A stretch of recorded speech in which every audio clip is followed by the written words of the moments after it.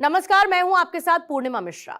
हमारे खास प्रोग्राम क्या कहते हैं नरेंद्र मोदी में आज आपको सुनवाएंगे पीएम मोदी का वो ऐतिहासिक भाषण जो उन्होंने 12 फरवरी 2023 को नई दिल्ली में दिया। अपने भाषण में प्रधानमंत्री ने कहा कि जब महर्षि दयानंद जी का जन्म हुआ था तब देश सदियों की गुलामी से कमजोर पड़कर अपनी आभा, अपना तेज, अपना आत्मविश्वास सब कुछ खोता चला जा रहा था। और ऐसी परिस्थिति में महर्षि दयानंद जी ने आगे आकर वेदों के बोध को समाज जीवन में पुनर्जीवित किया और समाज को दिशा दी। साथियों, जब महर्षि दयानंद जी का जन्म हुआ था तब देश सदियों की गुलामी से कमजोर पड़कर अपनी आभा, अपना तेज, अपना आत्मविश्वास सब कुछ खोता चला जा रहा था। प्रतिपल हमारे संस्कारों को, हमारे आदर्शों को, हमारे मूल्यों को चूर चूर करने की लाखों कोशिशें होती रहती थी। जब किसी समाज में गुलामी की हीन भावना घर कर जाती है तो आध्यात्म और आस्था की जगह आडंबर आना स्वाभाविक हो जाता है। मनुष्य के भी जीवन में देखते हैं, जो आत्मविश्वास हीन होता है वो आडंबर के भरोसे जीने की कोशिश करता है। ऐसी परिस्थिति में महर्षि दयानंद जी ने आगे आकर वेदों के बोध को समाज जीवन में पुनर्जीवित किया। उन्होंने समाज को दिशा दी, अपने तर्कों से यह सिद्ध किया और उन्होंने बार बार बताया कि खामी भारत के धर्म और परंपराओं में नहीं है, खामी है कि हम उनके वास्तविक स्वरूप को भूल गए हैं और विकृतियों से भर गए हैं। आप कल्पना करिए, एक ऐसे समय में जब हमारे ही वेदों के विदेशी भाषाओं को, विदेशी नैरेटिव को गढ़ने की कोशिश की जा रही थी, उन नकली व्याख्याओं के आधार पर हमें नीचा दिखाने की, हमारे इतिहास को, परंपरा को भ्रष्ट करने के अनेक विध प्रयास चलते थे। तब महर्षि दयानंद जी के ये प्रयास एक बहुत बड़ी संजीवनी के रूप में, एक जड़ी बूटी के रूप में समाज में एक नई प्राण शक्ति बन करके आ गए।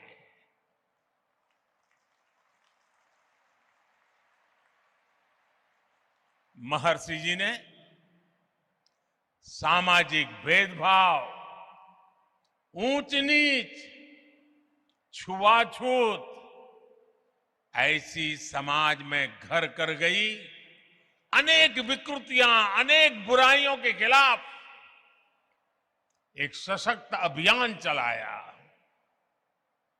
आप कल्पना कीजिए, आज भी समाज की किसी बुराई की तरफ कुछ कहना है, अगर मैं भी कभी कहता हूं कि भाई कर्तव्य पथ पर चलना ही होगा, तो कुछ लोग मुझे डांटते हैं कि आप कर्तव्य की बात करते हो, अधिकार की बात नहीं करते हो। अगर 21वीं सदी में मेरा ये हाल है तो 150 पौने 200 साल पहले महर्षि जी को समाज को रास्ता दिखाने में कितनी दिक्कतें आई होगी।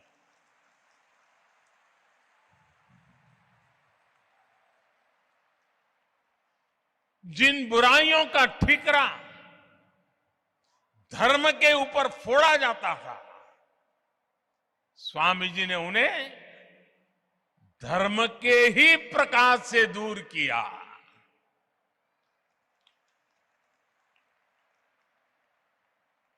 और महात्मा गांधी जी ने एक बहुत बड़ी बात बताई थी और बड़े गर्व के साथ बताई थी। महात्मा गांधी जी ने कहा था कि हमारे समाज को स्वामी दयानंद जी की बहुत सारी देन है, लेकिन उनमें अस्पृश्यता के विरुद्ध घोषणा सबसे बड़ी देन है। महिलाओं को लेकर भी समाज में जो रूढ़ियां पनप गई थी, महर्षि दयानंद जी उनके खिलाफ भी एक तार्किक और प्रभावी आवाज बनकर के उभरे। महर्षि जी ने महिलाओं के खिलाफ भेदभाव का खंडन किया, महिला शिक्षा का अभियान शुरू किया और ये बातें 150 पौने 200 साल पहले की है। आज भी कई समाज ऐसे हैं जहां बेटियों को शिक्षा और सम्मान से वंचित रहने के लिए मजबूर करते हैं। स्वामी दयानंद जी ने ये बिगुल तब फूंका था जब पश्चिमी देशों में भी महिलाओं के लिए समान अधिकार दूर की बात थी। भाई और बहनों, उस कालखंड में स्वामी दयानंद सरस्वती जी का पदार्पण पूरे युग की चुनौतियों के सामने उनका उठ करके खड़े हो जाना यह असामान्य था। किसी भी रूप में वो सामान्य नहीं था। इसलिए राष्ट्र की यात्रा में उनकी जीवंत उपस्थिति, आर्य समाज के 150 साल होते हो, महर्षि जी के 200 साल होते हो, और इतना बड़ा जनसागर सिर्फ यहां नहीं दुनिया भर में आज इस समारोह में जुड़ा हुआ है। इससे बड़ा जीवन की ऊंचाई क्या हो सकती है?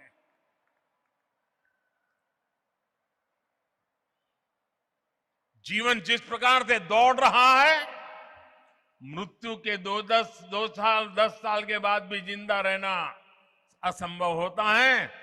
200 साल के बावजूद भी आज महर्षि जी हमारे बीच में हैं।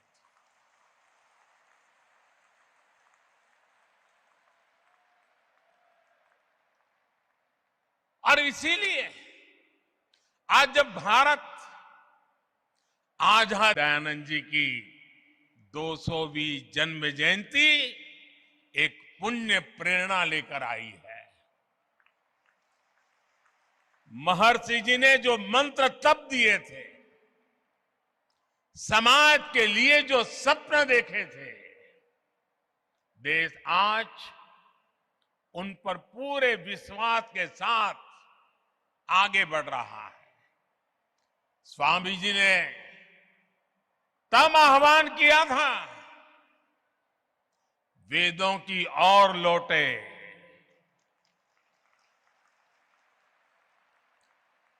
आज देश अत्यंत स्वाभिमान के साथ अपनी विरासत पर गर्व का आह्वान कर रहा है।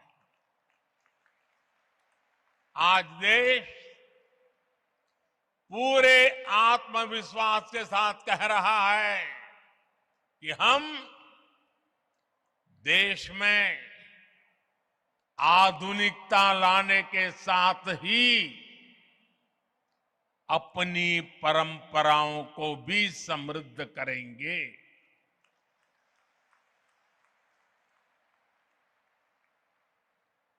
विरासत भी, विकास भी, इसी पटरी पर देश नई ऊंचाइयों के लिए दौड़ पड़ा है। साथियों, आमतौर पर दुनिया में जब धर्म की बात होती है तो उसका दायरा केवल पूजा पाठ, आस्था और उपासना, उसकी रीत रस्म, उसकी पद्धतियां, उसी तक सीमित माना जाता है। लेकिन भारत के संदर्भ में धर्म के अर्थ और निहितार्थ एकदम अलग है। वेदों ने धर्म को एक संपूर्ण जीवन पद्धति के रूप में परिभाषित किया है। हमारे यहां धर्म का पहला अर्थ कर्तव्य समझा जाता है। पितृधर्म, मातृधर्म, पुत्र धर्म, देश धर्म, काल धर्म, ये हमारी कल्पना है। इसलिए हमारे संतों और ऋषियों की भूमिका भी केवल पूजा और उपासना तक सीमित नहीं रही। उन्होंने राष्ट्र और समाज के हर आयाम की जिम्मेदारी संभाली, होलिस्टिक अप्रोच लिया, इंक्लूसिव अप्रोच लिया, इंटीग्रेटेड अप्रोच लिया। हमारे यहां भाषा और व्याकरण के क्षेत्रों को पाणिनि जैसे ऋषियों ने समृद्ध किया। योग के क्षेत्र को पतंजलि जैसे महर्षियों ने विस्तार दिया। आप दर्शन में, फिलॉसफी में जाएंगे तो पाएंगे कि कपिल जैसे आचार्यों ने बौद्धिकता को नई प्रेरणा दी। नीति और राजनीति में महात्मा विदुर से लेकर के भर्तृहरि और आचार्य चाणक्य तक कई ऋषि भारत के विचारों को परिभाषित करते रहे। हम गणित की बात करेंगे तो भी भारत का नेतृत्व आर्यभट्ट, ब्रह्मगुप्त और भास्कर जैसे महान गणितज्ञों ने किया। उनकी प्रतिष्ठा एक ऋषि से जरा भी कम नहीं थी। विज्ञान के क्षेत्र में तो कणाद और बरामीर जैसे लेकर के चरक और सुश्रुत तक अनगिनत नाम है। जब स्वामी दयानंद जी को देखते हैं तो हमें पता चलता है कि उस प्राचीन परंपरा को पुनर्जीवित करने में उनकी कितनी बड़ी भूमिका रही है और उनके भीतर आत्मविश्वास कितना गजब का होगा।